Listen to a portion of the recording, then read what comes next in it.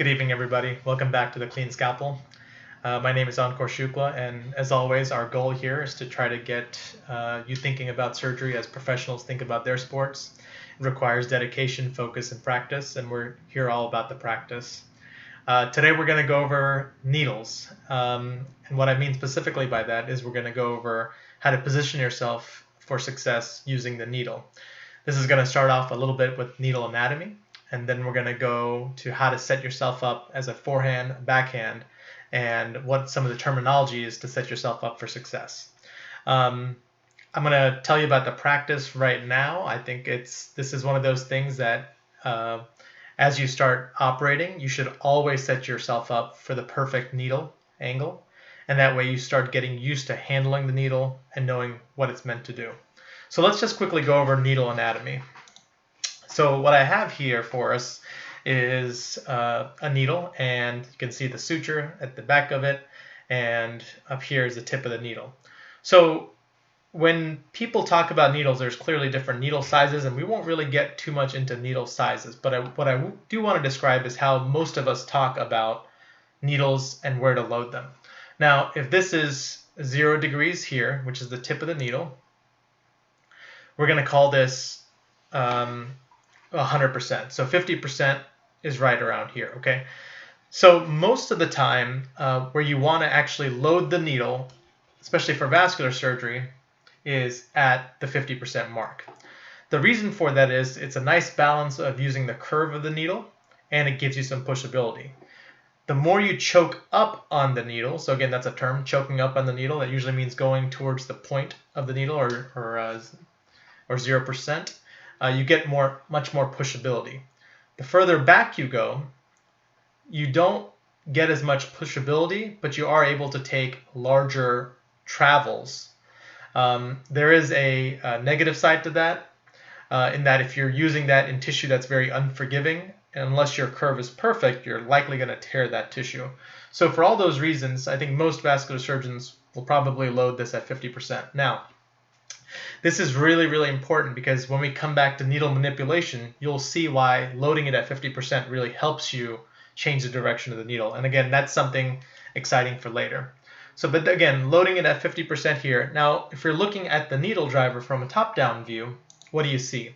Well, again, this is our suture, and this is our needle driver here. So when you load the needle driver, you want to load the needle at the tip of the needle driver. Anytime if you come back a little bit lower, I call that a Neanderthal grab. That's because you're just grabbing the needle and putting it on your driver as fast as you can without really precision. When you're trying to get into particular angles, the tip of the needle driver sticking out will actually restrict you from taking those particular bites. And this is what I would call a 90-degree load. Okay, so it's 90 degrees to how the needle driver is coming in.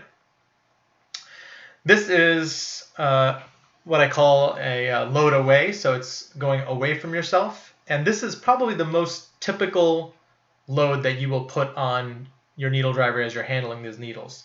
You usually want your needle pointing slightly away, and again, you want to load it at the 50% mark. If I mention, hey, you need to load that more acutely, that again points to this concept where the needle is pointed more towards you, and this is the acute angle that makes.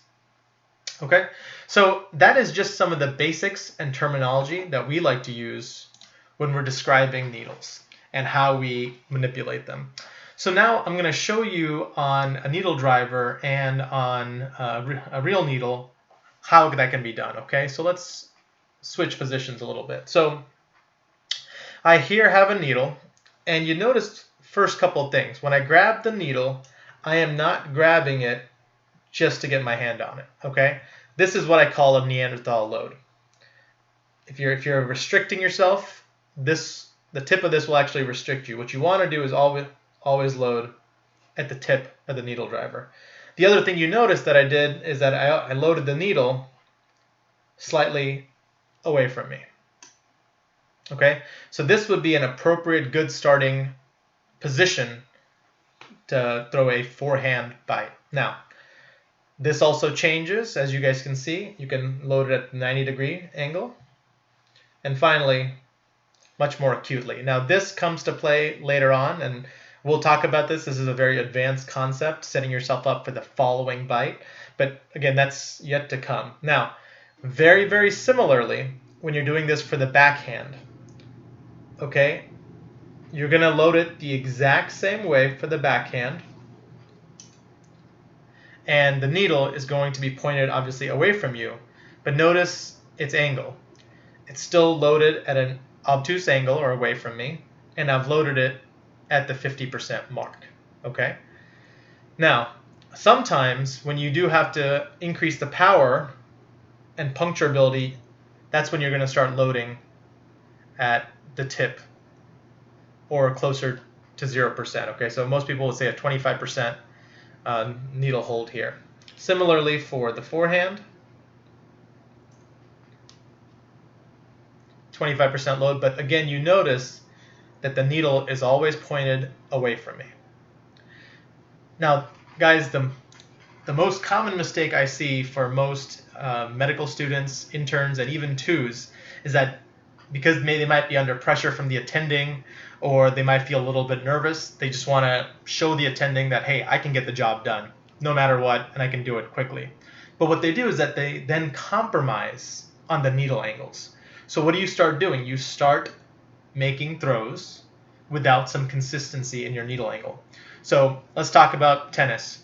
I don't think Roger Federer would like to hit a forehand unless he was set up just perfectly for the shot. Now, during a match situation, he may have to throw an unconventional shot, but it's only in an unconventional situation. So when you have the time and energy, again, you usually do when you're a medical student as intern and two, set yourself up to get the perfect needle angle. And that way you can modify your technique as the situation presents itself. Okay? As always, guys, thank you guys for all the support that I've been getting. Thanks for all the emails and phone calls from the medical students. I really, really appreciate that. If there's other topics that you would like me to cover, please leave a comment or subscribe.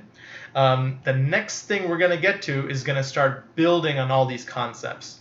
And that's where it's going to get a lot of fun. So again, I know this is slow going, especially for some of you senior residents, but stick with me because it's going to get really exciting. But until next week, this is the Clean Scalpel. Bye.